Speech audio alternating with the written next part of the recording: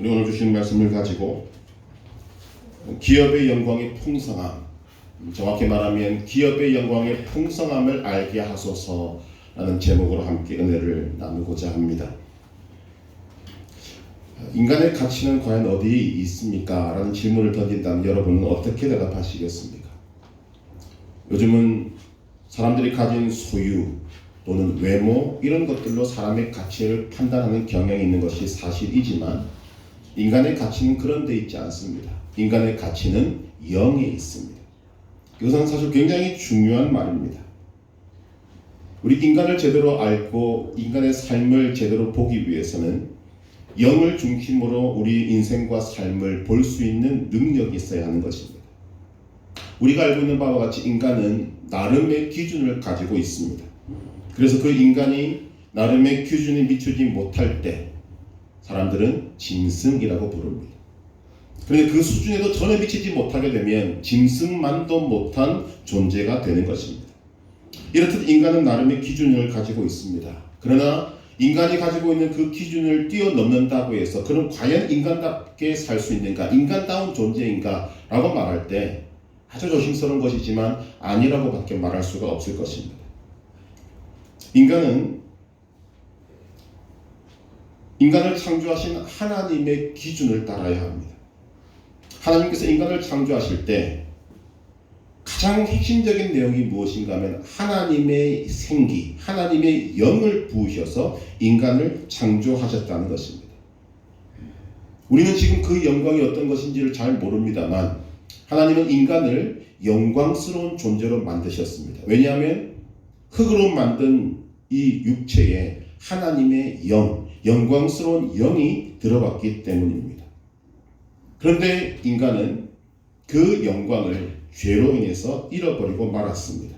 결국 무슨 말인가 하면 인간은 태생 자체가 인간의 기준으로 보면 짐승만도 못한 존재가 되어버린 것입니다. 이런 상황 속에서 어떤 사람은 세상적으로는 성공했다고 말할지는 모르지만 자신의 영혼이 병들어 있고 고통스러워하는 가운데 살아가는 사람들을 우리는 많이 보게 됩니다. 이런 사람들의 특징이 무엇인가 하면 자신이 어떤 존재인지를 모릅니다. 누구인지도 모릅니다. 또 자기 자신을 사랑할 줄도 모릅니다. 그냥 이 세상에 마음을 두고 이 세상이 흘러가는 대로 살아가는 것입니다. 남들이 돈을 추구하면 나도 돈을 추구하고 출세를 원하면 출세를 바라보고 그렇게 살아가는 것입니다. 그런데 그 영혼은 이미 병들고 아파하고 괴로워하고 죽어가는데도 불구하고 그냥 살아가고 있는 것입니다. 그런 인간에게 임한 것이 하나님의 은혜인데 우리가 하나님의 부르심을 받음으로 1차적으로 얻게 되는 것이 무엇인가 하면 이 영의 회복이 되는 것입니다. 상한 영혼이 치료되고 상한 영혼이 회복되고 건강해집니다. 그렇게 살아갈 때 인간은 인간답게 사는 것이 되는 것입니다. 인간의 가치는 우리의 영이 회복되어져서 하나님이 창조하신 영광스러움을 회복했을 때 나타나게 되는 것입니다. 오늘 우리는 계속해서 바울이 기도하고 있는 그 내용을 살펴보고 있습니다. 바울이 기도하는 내용을 보시면 이것이 바로 영의 회복을 통한 인간의 가치 회복인 것을 보게 됩니다. 그래서 이 바울의 기도의 내용은 전부 다 영적인 것입니다. 세상적인 것은 하나도 없습니다. 돈을 벌게 해달라, 출세하게 해달라, 이름을 얻게 해달라, 권력을 얻게 해달라 이런 내용들이 전혀 없습니다. 오직 영에 관련된 것들입니다. 부르심의 하나님을 알게 하여 주옵소서, 부르심의 소망을 알게 하여 주옵소서. 그리고 오늘 본문에서는 기업의 영광의 풍성함을 알게 해달라고 기도합니다. 오늘 말씀을 제대로 이해하기 위해서는 하나님께서 우리들을 구원하신 목적을 알아야 합니다. 하나님이 인간에게 구원을 베푸신 목적 여러분 알고 계십니까? 하나님께서는 인간을 구원하신 목적은 하나님의 자녀로 삼으시기 위해서입니다. 다른 말로 말하면 하나님의 상속자가 되게 하시기 위해서입니다. 디도서 3장 7절은 이렇게 말합니다. 우리로 그의 은혜를 힘입어 의롭다 하심을 얻어 영생의 소망을 따라 상속자가 되게 하려 하심이니.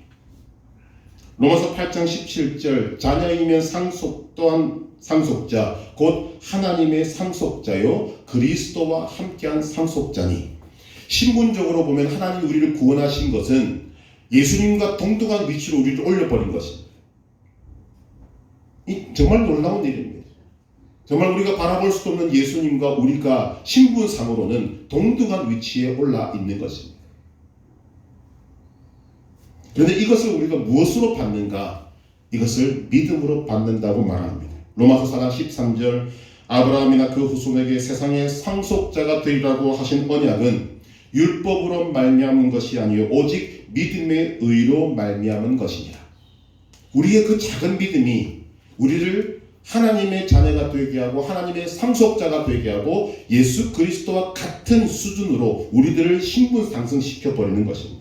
그것이 하나님이 우리를 구원하신 목적이라고 밝히고 있습니다. 이런 하나님이 우리를 부르신 목적, 구원의 목적 알고 다시 오늘 바울의 기도를 보아야만 합니다. 성도 안에서 그 기업의 영광의 풍성함이 무엇인지를 알게 하옵소서.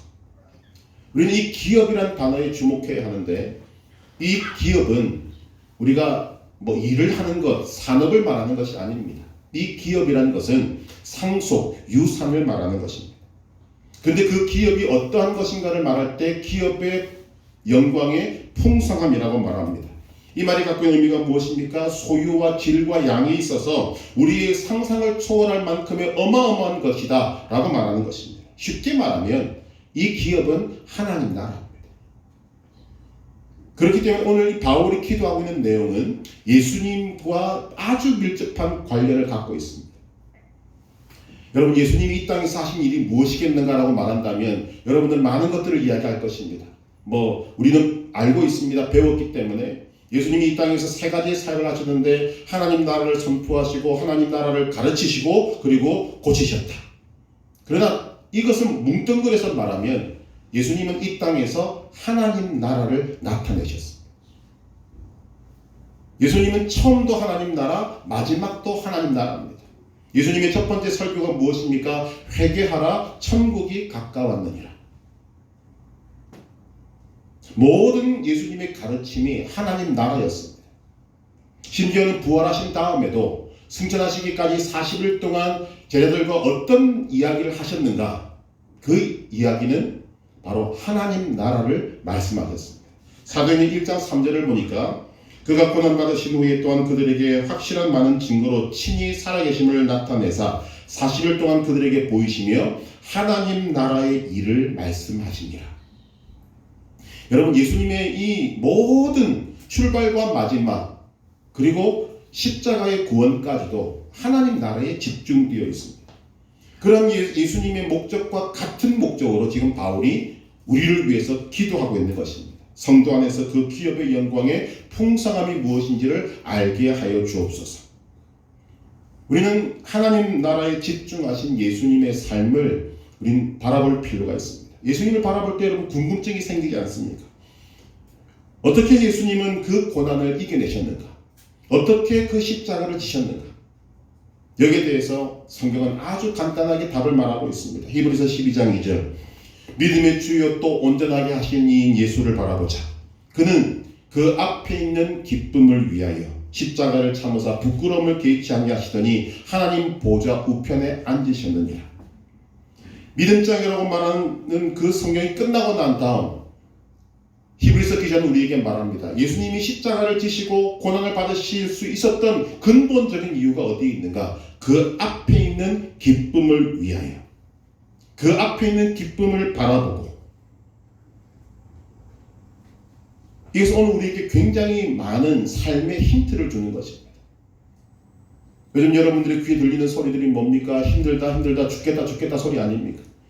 그런 삶을 저와 여러분들도 살아가고 있는데 우리가 이 땅에서 이 삶을 어떻게 살아갈 것인가, 어떻게 이겨낼 것이고 어떻게 극복할 것인가, 한 치 앞도 알지 못하는 우리의 인생을 어떤 마음으로 살아갈 수 있을 것인가, 예수님이 그 답을 주고 있습니다. 어떻게 고난을 참고 어떻게 십자가를 지셨는가? 그 앞에 있는 기쁨에 집중하셨기 때문입니다.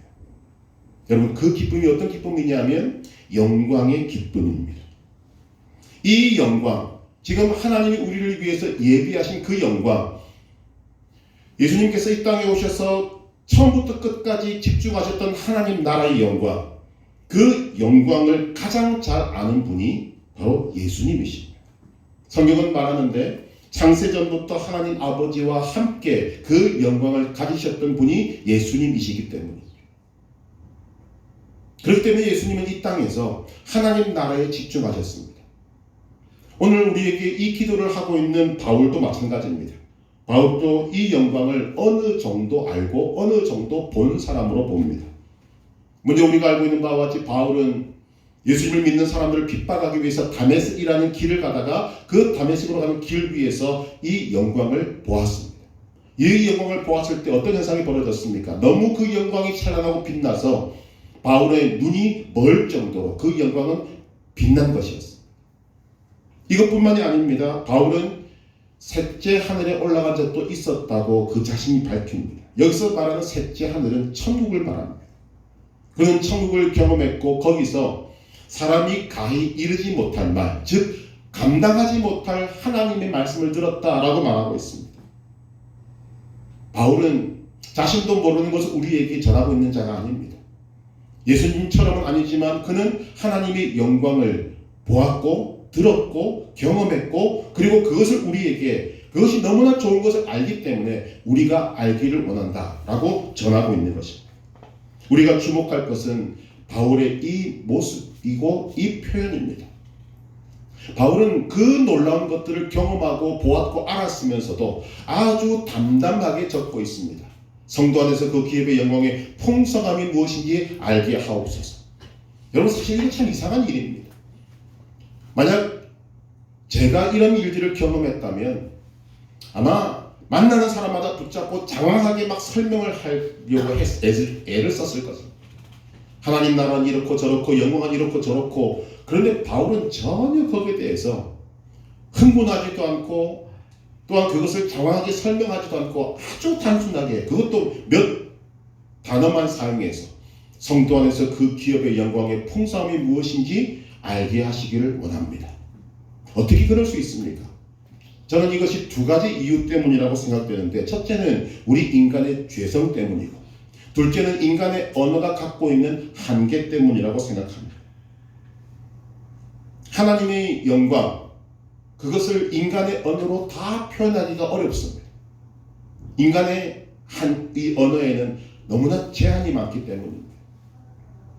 또 하나 열심히 전한다고 하더라도 우리 속에 있는 이 죄의 영향 때문에 그것을 왜곡되게 받아들일 수 있기 때문에 그렇습니다.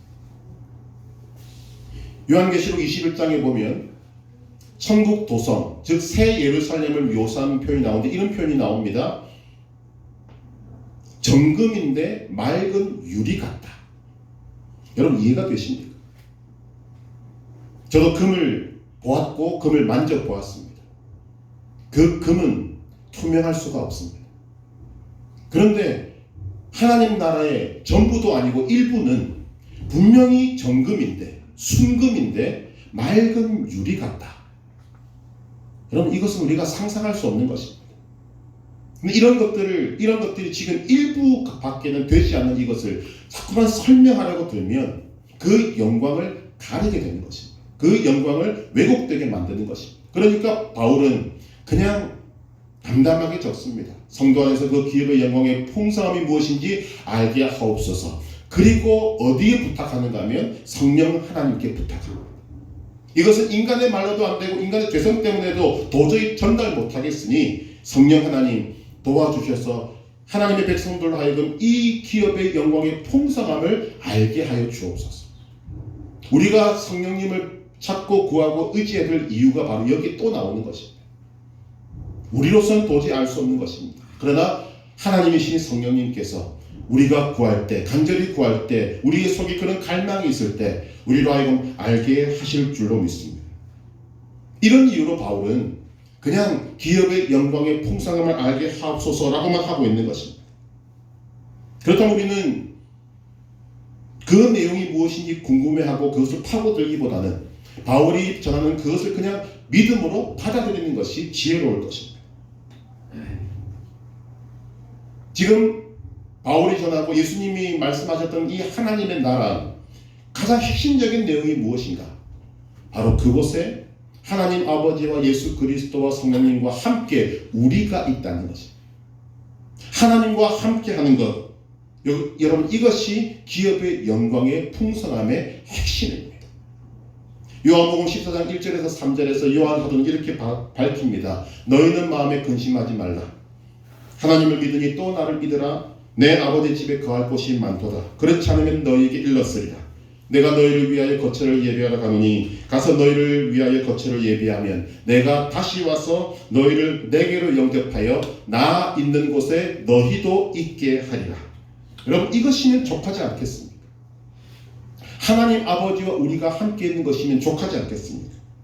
그것도 영원히 있는 것입니다. 예수님이 말씀하시고 예수님이 전하시고 예수님이 보여주시고 또한 바울이 기도하고 있는 이 기업은 여러 가지 특징을 가지고 있습니다. 그 특징 첫 번째는 무엇인가 하면 우리에게 주실 그 기업은 썩지 않고 더럽지 않고 쇠하지 않는다는 것입니다. 베드로전서 1장 3절 4절에서 베드로 사도는 이렇게 말합니다. 우리 주 예수 그리스도의 아버지 하나님을 찬송하리로다. 그의 많으신 긍휼대로 예수 그리스도를 죽은 자 가운데서 부활하게 하심으로 말미암아 우리를 거듭나게 하사 산 소망이 있게 하시며 썩지 않고 더럽지 않고 쇠하지 아니하는 유업을 있게 하시나니 곧 너희를 위하여 하늘에 간직하신 것이라. 하나님 우리를 위해서 예비하신 것이 뭐라고요? 썩지 않고 더럽지 않고 쇠하지 않는 기업입니다. 여러분, 이 세상에 없습니다. 꽃은 참 아름다운 것입니다만 그러나 활짝 피었다가 내일이 지나고 모레가 지나면 그 꽃은 쓰레기통에 던져져 있을 것입니다. 이 세상에 있는 것은 꽃과 같이 화려할 수는 있지만 금방 썩고 금방 오염되고 금방 부패됩니다. 그러나 하나님이 우리를 위해서 예비하신 그 기업은 썩지 않고 더럽지 않고 쇠하지 않는다는 것입니다. 두 번째, 이 기업의 특징이 무엇인가 하면 우리의 상상을 초월하는 것이다 라고 말씀합니다.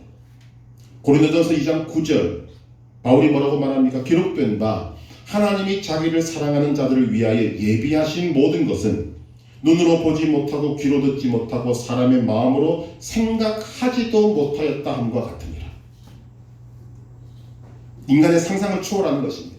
아무리 우리가 이 세상에서 좋은 것을 바라보고 좋은 것을 누렸다 할지라도 하나님이 우리를 위해서 예비하신 것과는 비교조차 안 되는 것이다. 세 번째, 이 기업의 특징이 무엇이냐면 성도들만을 위한 것이라는 것입니다. 이것이 바로 이 기업의 중요성입니다. 아무에게나 주는 것이 아닙니다. 오직 예수 그리스도를 믿는 성도들에게만 주시는 하나님의 기업입니다. 마태복음 25장 34절 예수님이 말씀하십니다. 내 아버지께 복받을 자들이여 나와 창세로부터 너희를 위하여 예비된 나라를 상속받으라. 이 복 있는 자들이 누굽니까? 예수님을 믿는 자들입니다. 바울은 자신이 왜 그렇게 열심으로 복음을 전했는지에 대한 자기에게 주신 하나님의 사명을 이렇게 풀이하고 있습니다. 사도행전 26장 17절 18절 이스라엘과 이방인들에게서 내가 너를 구원하여 그들에게 보내어 그 눈을 뜨게 하여 어둠에서 빛으로 사탄의 권세에서 하나님께로 돌아오게 하고 죄의 사함과 나를 믿어 거룩하게 된 무리 가운데에서 기업을 얻게 하리라. 바울의 사명이 뭡니까? 예수 그리스도를 믿음으로 자신이 받은 그 기업을 사람들에게 전해주는 것입니다. 당신에게도 이런 놀라운 기업이 기다리고 있습니다.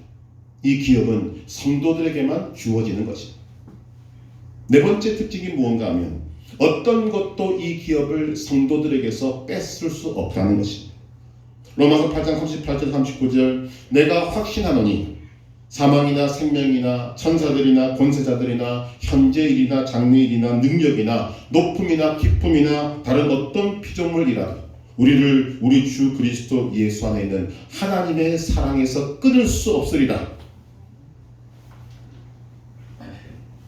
마지막으로 중요한 특징이 무엇인가 하면 이 기업은 고정적이지 않다는 것입니다. 유동적입니다. 이 말을 우리가 좀 풀이를 하고자 합니다. 하나님이 우리를 위해서 예비하신 이 기업은 오늘 우리가 이 땅에서 어떤 삶을 사느냐에 따라서 커지기도 하고 작아지기도 한다. 유동적이다라는 것입니다. 이것이 오늘 우리의 삶에 굉장히 중요한 영향을 미치는 것입니다. 결국 이 기업의 영광의 풍성함을 아느냐 모르느냐에 따라서 우리는 이 땅에서의 삶을 결정짓게 되는 것입니다. 우리가 이것을 생각할 때 가장 먼저 알아야 할 것이 무엇인가 하면 우리가 이 땅에서 살아가는 삶의 시간이 매우 짧다는 것입니다. 하나님과 함께 누릴 그 영원한 기업을 누릴 그 시간과 비교해 볼 때 이 땅에서의 삶의 시간은 너무 짧습니다. 너무 짧은데 문제는 그 짧은 삶의 욕심을 위해서 하나님 우리를 위해서 예비한 그 기업의 영광의 풍성함을 저버리는 것은 어리석은 것이다 라고 말하는 것입니다. 예수님께서 바리새인들을 책망하시면서 하신 말씀이 무엇입니까? 너희 상을 이미 받았느니라. 다른 말로 말하면 너희가 하나님에게서 받을 상이 없다. 너희는 이 세상에서 이미 상을 다 받아버렸기 때문에 하나님 나라에서 받을 상이 없다. 우리는 이 말을 새겨들어야만 합니다. 이 세상에서 가지고 싶은 것을 다 가지고 누릴 것 다 누린 사람은 하나님 앞에서 받을 상이 없다는 것입니다. 성경은 이들을 향해서 뭐라고 말합니까? 어리석다라고 말합니다. 이 세상에서 가질 것 다 가지고 누릴 것 다 누리고 하고 싶은 대로 다 하고 살았던 사람들은 어리석은 사람들입니다. 하나님 앞에서 받을 상이 없는 것입니다. 지혜로운 사람이 어떤 사람입니까? 이 땅에서 좀 덜 가지고 이 땅에서 좀 덜 누리고 하나님 앞에서 좋은 것을 받으려는 그 사람이 가장 지혜로운 사람일 것입니다. 예수님께서는 하나님 나라에 집중하셨다는 말씀을 드렸습니다. 예수님의 말씀 가운데서 상상설교를 한번 보시기를 바랍니다. 사람들은 이것을 가지고 아주 수준 높은 윤리 도덕이라고 말하지만 잘못 본 것입니다. 상상설교는 수준 높은 윤리 도덕을 말씀하신 것이 아닙니다. 하나님 나라 백성의 삶을 말하는 것입니다. 오른편 뺨을 맞거든 왼편 뺨도 돌려대라. 이런 윤리가 어디 있고 이런 도덕이 어디 있습니까? 이건 윤리 도덕이 아닙니다. 하나님 나라의 영광을 아는 사람들, 그 사람들이 천국 백성들인데 천국 백성들은 하나님 나라의 영광을 바라보고 이 땅에서 좀 손해보고 살아도 괜찮다는 말이에요. 양보하고 손해보라는 것입니다. 겉옷을 달라고 하는 자에게 속옷도 주라고 합니다. 이유도 말하지 않습니다. 왜? 이유가 여기에 나오는 것입니다. 기업의 영광의 풍성함이 성도들을 기다리고 있기 때문에.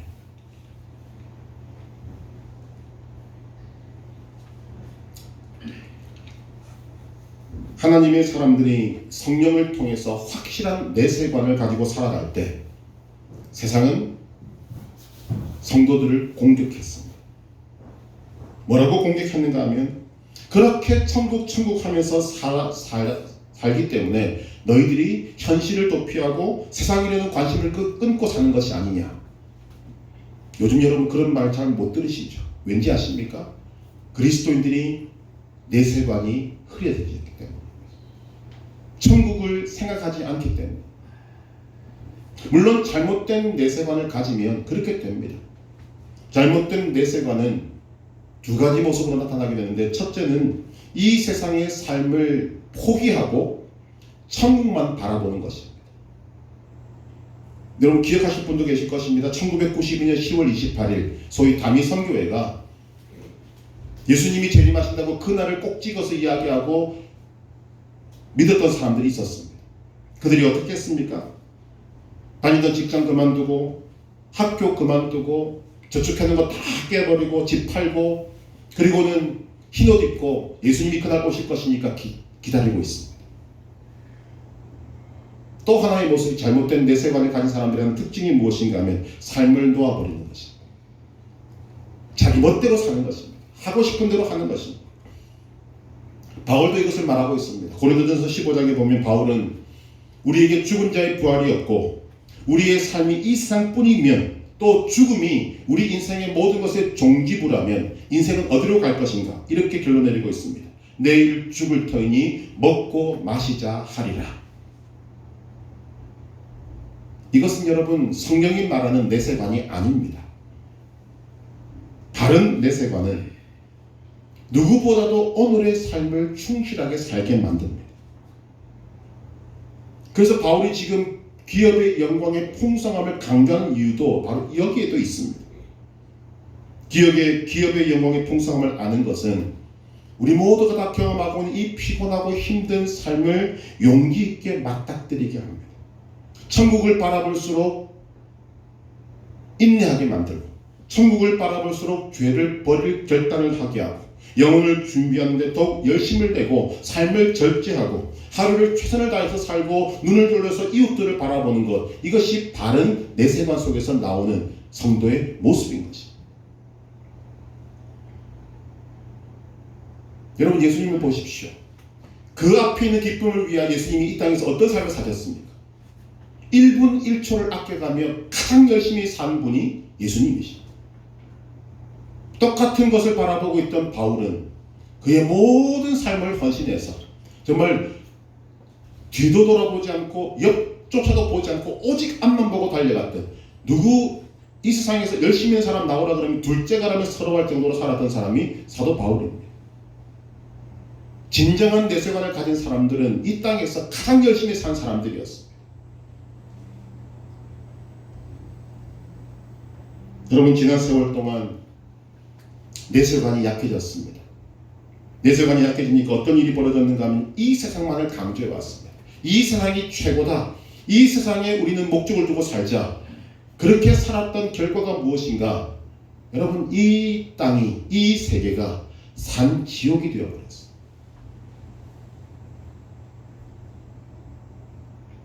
이것을 가장 가슴 아파하며 살아가는 사람들이 진정한 그리스도인들이에요. 오늘 하나님은 이 땅을 살아가는 그 성도들에게 이 영광을 바라봄으로써 우리에게 지속적으로 용기를 주시고 힘을 내게 만드시고 인내하게 만드시고, 그리고 우리를 그 영광으로 끌고 가고 계시는 것입니다. 그래서 로마서 8장 18절 오늘 말씀과 같이 생각하건대 현재의 고난은 장차 우리에게 나타날 영광과 비교할 수 없도다.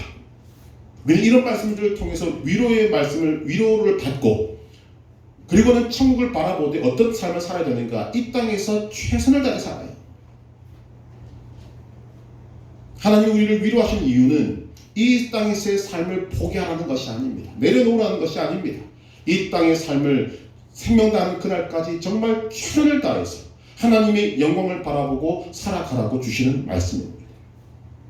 고린도서 4장 17절 우리가 잠시 받는 환난에 경한 것이 지극히 크고 영원한 영광에 중한 것을 우리에게 이루게 함이니, 이 말씀 또한 우리를 위로하고 있지 않습니까? 오늘 우리가 이 세상에 어떤 환난을 당하든 그것은 경한 것이다. 우리를 기다리고 있는 것이 있는데 그것은 바로 지극히 크고 영원한 영광에 중한 것이라고 말하고 있습니다. 요한 사도는 요한일서 3장 3절에서 말합니다. 주를 향하여 이 소망을 가진 자마다 그의 깨끗하심과 같이 자기를 깨끗하게 하느니라. 여러분, 지금 무엇을 바라보고 계십니까? 성경적 원리를 가지고 말씀을 드리면, 하나님의 은혜를 얻은 그리스도인 성도들이 천국을 바라보는 그것이 약해지면 누구든지 세상에 얽매이게 되어 있습니다. 세상 것을 구하게 되어 있습니다. 이것이 얼마나 허망한 것인가를 비교하는 예가 있습니다. 여러분 한번 생각해 보십시오. 여러분이 어떤 왕에게 부름을 받고 그 앞에 나아갔습니다. 왕이 여러분에게 이런 제안을 합니다.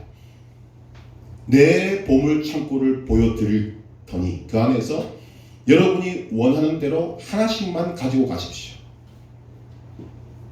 그때 어떤 사람이 말합니다. 나는 이 땅에서 본 것 중에 진주가 그렇게 마음에 드는데 주먹만한 진주를 내가 가지고 가겠다. 이런 결심을 하고 보물창고에 들어갔더니 남산만한 다이아몬드가 있습니다. 무슨 말을 하는지 여러분 좀 이해하시면 좋겠습니다. 우리가 이 땅에서 구하는 굉장히 높여놓은 것입니다. 주먹만한 진주? 하나님이 우리를 위해서 예비하신 것은 남산만한 다이아몬드입니다. 우리는 지금 헛된 것을 구하고 있는 것이라는 그 말이죠. 삶의 태도도 마찬가지입니다. 기업의 영광을 풍성함을 아느냐 모르느냐에 따라서 오늘 이 땅에서 우리의 삶의 자세와 태도가 달라집니다. 말씀을 준비하는데 하나님이 제 삶에 아주 충격적인 사건 하나를 떠오르게 하시면서 이것을 예로 써야 되겠다는 생각을 가지게 되었습니다. 제가 어릴 때 회라는 세상을 잘 모를 때, 저희 아버지 친구분이 저희 아버지와 저를 아주 근산 마산에 있는 한 횟집으로 데려갔습니다. 제가 회를 모를 때입니다. 딱 들어갔더니 정말 앞에 맛있는 것들이 쫙 나오더라고요. 흔히 스키다시라고 말하는, 저는 그것이 전부인 줄 알았습니다. 정말 뭐 태어나서 몇 번 먹어보지 못한 것들이 질비하게 있으니까, 상을 가득 채웠으니까 그것을 먹고 배가 빵빵하게 채워져 있는데 조금 지나니까 문이 탁 열리는데 회가 가득 덮여져 있는 배 한 척이 들어오는 것입니다. 얼마나 좋은 횟집을 데려갔는지 제 기억에 지금 그 회가 눈에 보일 만큼 선명하게, 그냥 이 접시에 나온 것이 아니라 배 한 척에 위에 회를 쌓아서 놓았더라고요. 못 먹었지 않습니까? 만약 제가 그 회가 나온다는 것을 알았다면 앞에 아무리 그 있다 하지라도 제가 조금씩 맛만 보고 넘어갔을 것입니다. 그런데 모르니까 그 앞에 있는 것들을 가지고 저는 배부르게 먹은 것입니다. 그 다음부터는 실수 안 하죠. 오늘 우리가 하나님이 우리를 위해서 예비하신 기업의 영광의 풍성함을 모르면 우리는 이 땅에서 이 별것 아닌 것을 가지고 진짜로 여기고 우리는 그것에 목을 메고 살아갈 수밖에 없습니다. 그러나 그 기업의 영광의 풍성함을 알면 우리는 이 땅에서 다 가지지 않습니다. 이곳에서 욕심을 부릴 이유가 없는 것입니다. 왜냐하면 우리의 상상을 뛰어넘는 놀라운 것들이 우리를 기다리고 있기 때문입니다.